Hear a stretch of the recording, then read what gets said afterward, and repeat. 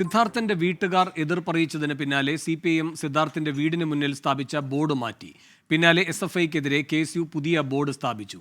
അജീഷ് ജയകുമാർ തിരുവനന്തപുരത്ത് നിന്ന് കൂടുതൽ വിവരങ്ങളുമായി ചേരുന്നു. അജീഷ്, കഴിഞ്ഞ ദിവസം തന്നെ ഇത് വലിയ വിവാദമായിരുന്നു. എപ്പോഴാണ് ഈ ബോർഡ് നീക്കിയത്? എന്താണ് വീട്ടുകാർ ഇതേപ്പറ്റി പറയുന്നത്?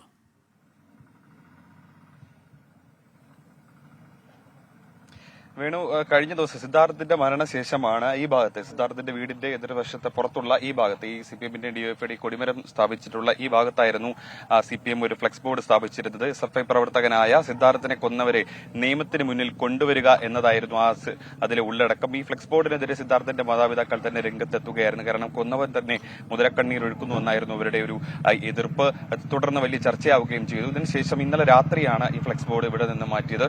വീട്ടുകാർ ആയിരുന്നു, അല്ലെങ്കിൽ ഇതിനോട് അടുപ്പമുള്ള ബന്ധുക്കൾ ആരും ഇത് തൊടില്ല എന്ന് നേരത്തെ തന്നെ അറിയിച്ചിരുന്നു. സ്വന്തമായി തന്നെ ഇത് വച്ചവർ തന്നെ എടുത്തുകൊണ്ട് പോകണമെന്നായിരുന്നു അവരുടെ ആവശ്യം. അതിന്റെ അടിസ്ഥാനത്തിലായിരിക്കും ഒരുപക്ഷെ ഇന്നലെ രാത്രിയോടെ ഈ ഫ്ലെക്സ് ബോർഡ് ഇവിടുന്ന് മാറ്റിയെന്നാണ് മനസ്സിലാക്കാൻ സാധിക്കുന്നത്. അതിനുശേഷം ഇന്ന് KSU പുതിയൊരു ഫ്ലെക്സ് ബോർഡും ഇവിടെ സ്ഥാപിച്ചിട്ടുണ്ട്. ആ ഫ്ലെക്സ് ബോർഡിൽ ഇങ്ങനെയാണ് എഴുതിയിരിക്കുന്നത്: SFI ക്രിമിനൽ സംഘം ക്രൂരമായി റാഗ് ചെയ്ത് കൊലപ്പെടുത്തിയ വയനാട് പൂക്കോട് വെറ്റിനറി കോളേജിലെ വിദ്യാർത്ഥി സിദ്ധാർത്ഥിന് നീതി ലഭ്യമാക്കുക. ഇങ്ങനെ ഒരു പുതിയ പോസ്റ്റ് KSU പ്രവർത്തകർ വെച്ചിട്ടുണ്ട്. SFI കൊന്നതാണ് എന്നായിരുന്നു ഇതിന്റെ ഒരു വാചകം. ഇങ്ങനെ പുതിയൊരു പോസ്റ്റും ഇവിടെ വെച്ചിട്ടുണ്ട്. എന്തായാലും കഴിഞ്ഞ ദിവസം തന്നെ ഈ CPIMന്റെ ഈ ഫ്ലെക്സ് ബോർഡിനെതിരെ വീട്ടുകാർ രംഗത്തെത്തിയിരുന്നു. വലിയ ചർച്ചയായിരുന്നു.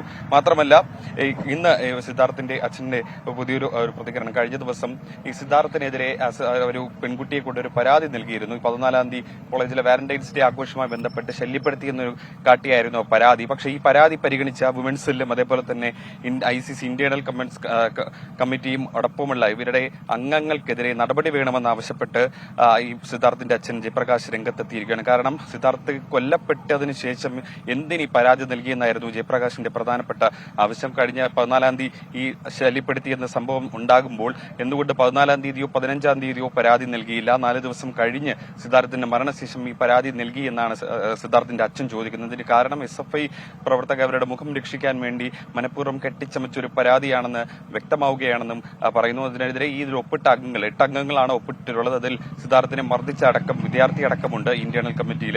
അതുകൊണ്ട് ഇവർക്കെതിരെയെല്ലാം നടപടി ആവശ്യപ്പെട്ടുകൊണ്ട് സിദ്ധാർത്ഥിന്റെ അച്ഛൻ എന്തായാലും അടുത്ത നിയമ നടപടിക്ക് സ്വീകരിക്കുമെന്നാണ് നമ്മളോട് പറഞ്ഞിട്ടുള്ളത്.